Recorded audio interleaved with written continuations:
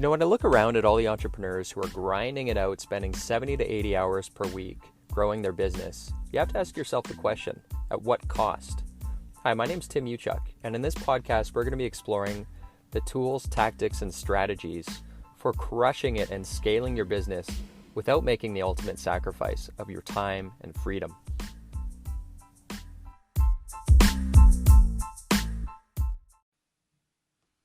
Hey, what's up, guys? Tim here. Hope you're doing well. I thought I'd jump on. It's been a while since I last did a podcast episode. I think like 3 weeks now.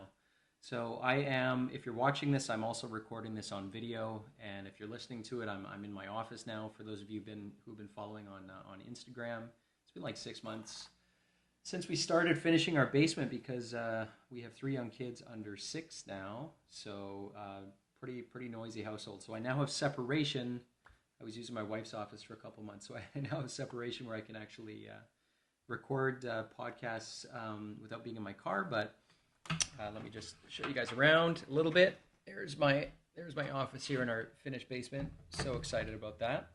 And so I wanted to hop on here. There's a topic that's been top of mind for me over the last couple weeks, and the theme of today's episode is going to be around how to unlock your team's potential, their true potential. This is top of mind for me because in one of my businesses, we've added on 2 team members in the last 2 weeks. And so the name of the game comes down to when we're talking about unlocking your potential, your team's potential, is understanding first and foremost that none of us are firing on all cylinders and ever will be. If you look at performance athletes, if you look at the Olympics, there's always going to be daylight between where you are and where you could be. There's always going to be room for improvement. And so a lot of people, a lot of leaders, a lot of business owners will discount their teams because they look at the performance and the activities and behaviors and results of their team members, and they assume that they're getting 100% of their potential. And so they discount them, and that's where we'll end up, firing them or encouraging bad behavior by doing most of their thinking for them, by doing most of their work for them. And we're in doing that, we're robbing them of their potential in many ways, and we're really underutilizing what could potentially be a great resource in your work. And if you have ever experienced a great team member and you've seen what it looks like when people are reaching their potential, it's really, really inspiring. And so that's what I want to talk to you about today, and we're going to cover off 4 themes that I think if you know these and you understand them and you practice this mindset, it's going to help you to immediately start to unlock more potential from your team. And what's the benefit to you? When you help people reach their potential, you as a leader, I mean, it's our job to help the next generation to grow, right? We want to grow the future leaders and help raise up everybody around us in our team. That's the role of a leader. So we want to kind of nurture them and allow people to unlock their potential. And so starting with number 1 of 4, I want to talk about, and it's something I mention all the time in our coaching program, which is moving slow to move fast. And within the context of what we're talking about with your team members, oftentimes, this is where business owners, I hear it all the time, they get tripped up because when they're teaching someone, when they're delegating, it takes a little bit more time up front that you have to invest to get somebody onboarded, to get them set up to understand what's going on. And in doing so, the trade-off is that you could probably do it more times than not faster, and initially you could probably do it better. And we choose that route oftentimes because we want to move fast in the present moment, but only to move slow in the long run, right? Because what happens there is you start to rob your team of the growth because they're not going to learn what it is that you're doing, so you're never going to get to offload it, and it becomes like a repeating pattern of you just absorbing everything because you think in the moment that you're freeing up time and moving fast, but in reality you're moving fast to move slow. So what does moving slow to move fast mean?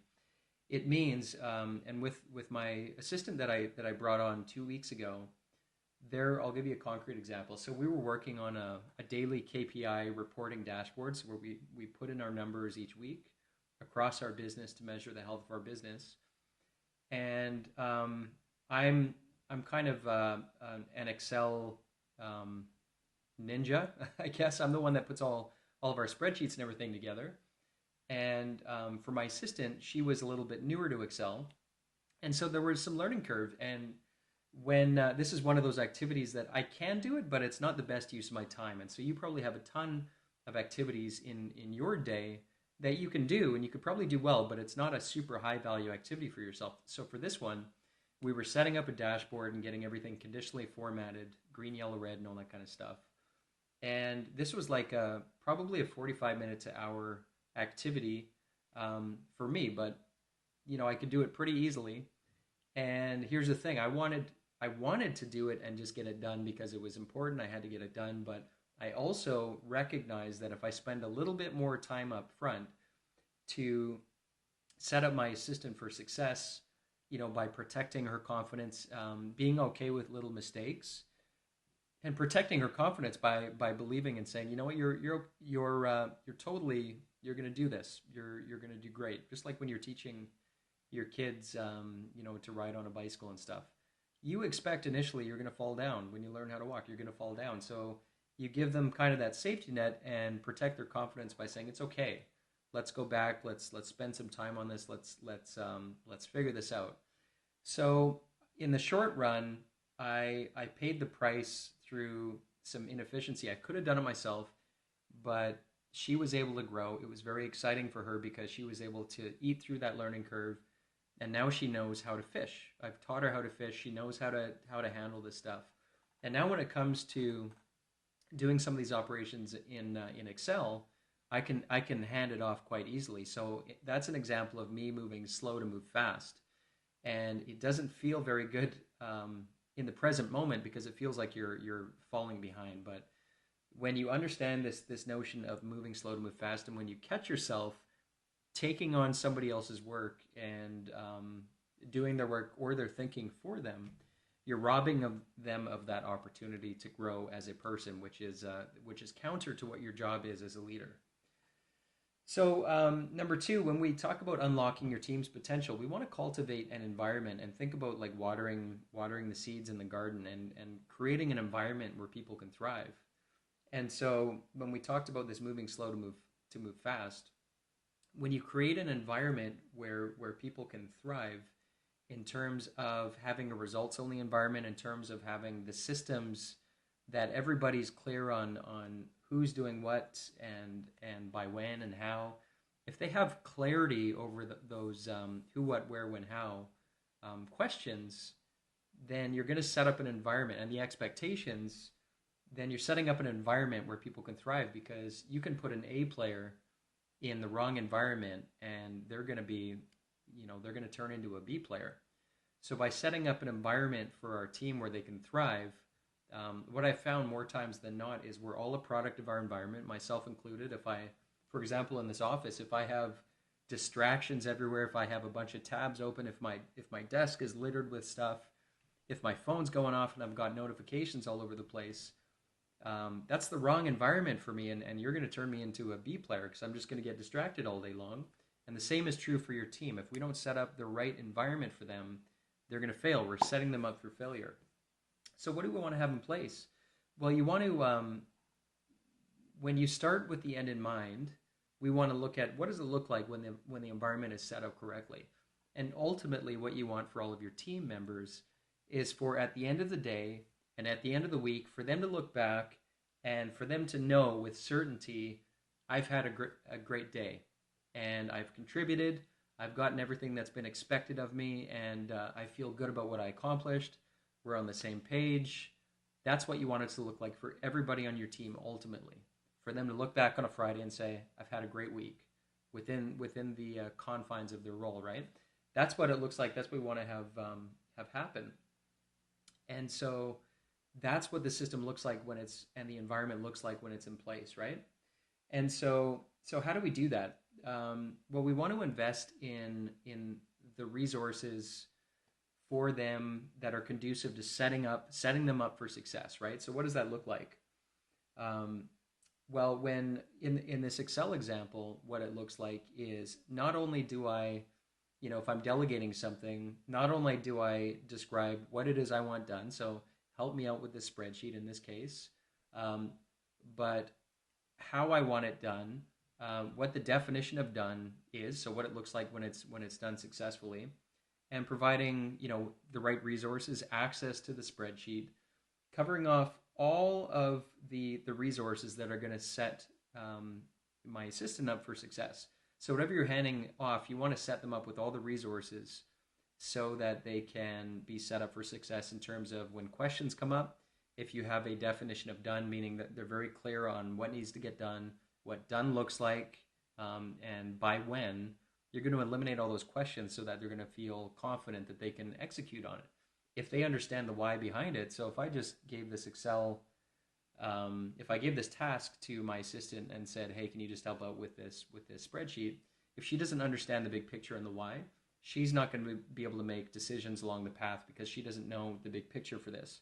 So providing the purpose behind it, what's the reasoning behind it? What's the definition of done? So very specifically within this spreadsheet, here are the different columns that we want fixed, and here are the different things that we want to have implemented. And not only that, but setting them up for success I use a tool called Loom to record a video of what I need done so that she can go back to it, press pause, press play, and have that as a resource in the future. So when I record it, I'm teaching her how to fish. So in the future, she has a resource that she can go back to. Now, this stuff took time for me, probably over an hour initially, but now as a result, my assistant knows how to fish, and they know in the future how to do the tasks because I have moved slow to move fast by creating this environment where they can really thrive, right?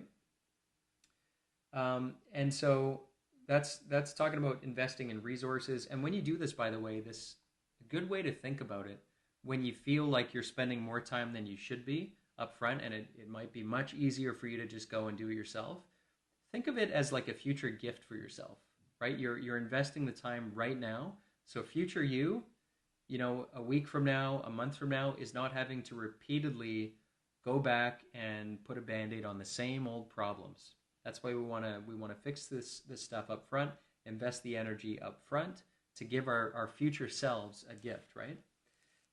And so the last thing I just want to touch on, which is around setting up an environment very specifically, and this comes for all of your team members, is that when you're setting up their roles in terms of them looking back on a week and understanding, did I have a good week, yes or no?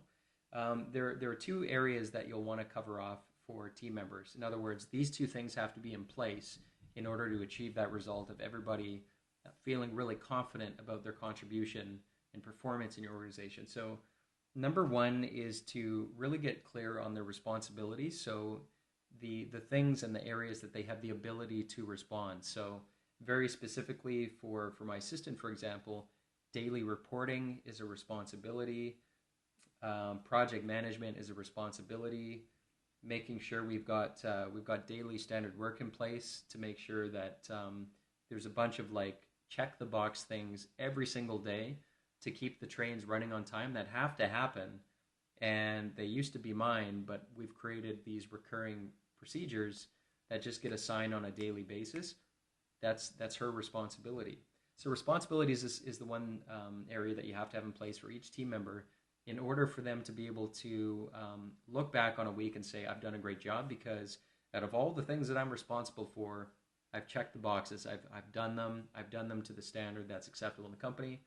And then the second piece that you want to have in place for every team member in your company to give them that environment is at least one KPI.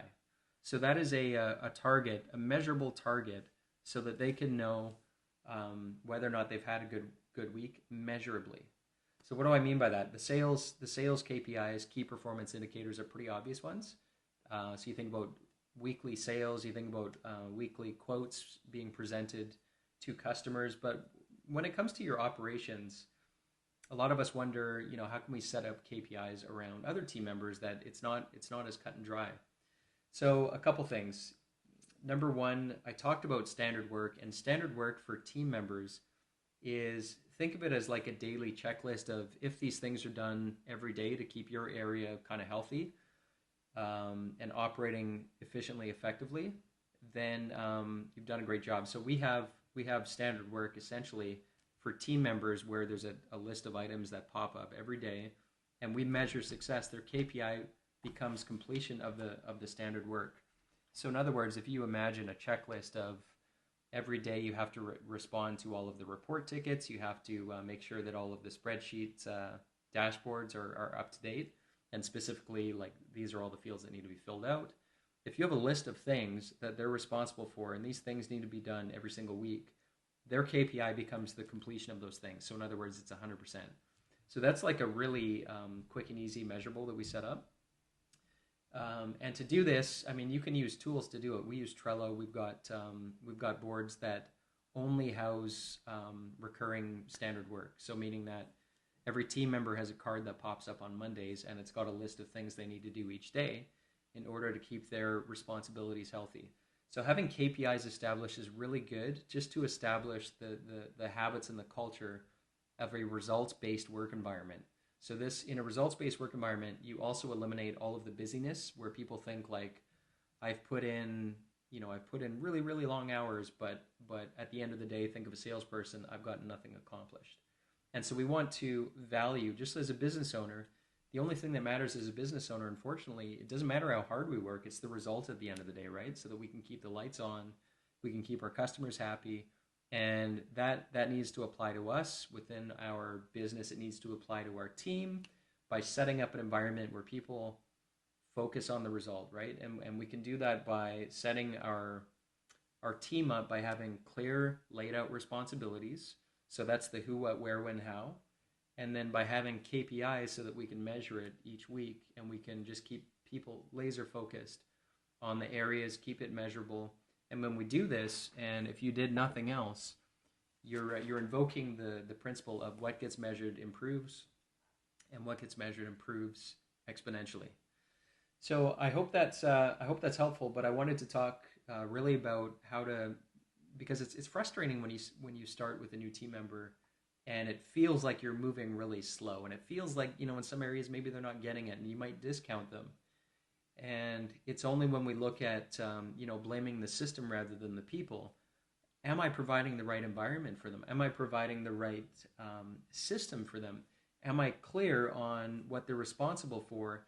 And when I'm delegating tasks to them, am I giving them the tools to succeed in terms of, here's what I want done, here's what success looks like, here's the definition of done, here's all the resources, here's when I want it done by, giving them all the resources that they need and the clarity that they need on a task-by-task basis, but also around what success looks like within their role, right? So one set of eyeballs, here's your responsibility, client support, it's daily reporting. So not only by title, but what does it mean to do these things? And we can give clarity around, here's what daily reporting looks like, and we've got it all mapped out in terms of the instructions, the when, the who, what, where, when, how, right? So people are crystal clear, and you're going to see by just following these principles, you're going to see their potential. You're going to see the actual start to raise against their potential, right? So you're going to unlock so much more from your team just by creating that and cultivating that environment, by moving slow to move fast, by giving them the resources that they need in order to execute. And again, like, think about your own environment. Again, if there's distraction everywhere, you're not going to be performing either on all cylinders, right? So it's a good, and it's hard to do, by the way. So that's why we have to stop. We have to say, let's just move slow to move fast. Let's give ourselves a future gift, so that in the future, maybe it's a month from now. It's painful right now. Maybe a month from now, they're going to hit the ground running. We're going to get them off the runway, and we're going to reap the benefits. Can't see them right now. It's hard to see right now, but it's going to take some time, but it'll get us there. So hope that's helpful. It's really top of mind for me these days. Other than that, it's a Friday. We're going to make some pizza tonight, and we got a hot tub as well yesterday, so we're going to test that out as a family. So other than that, hope that was useful, guys. Let me know if you have any questions around that. I'd be happy to do a future podcast episode and unpack any of the stuff that I discussed today. Other than that, enjoy the rest of your day, guys, and we'll catch up soon.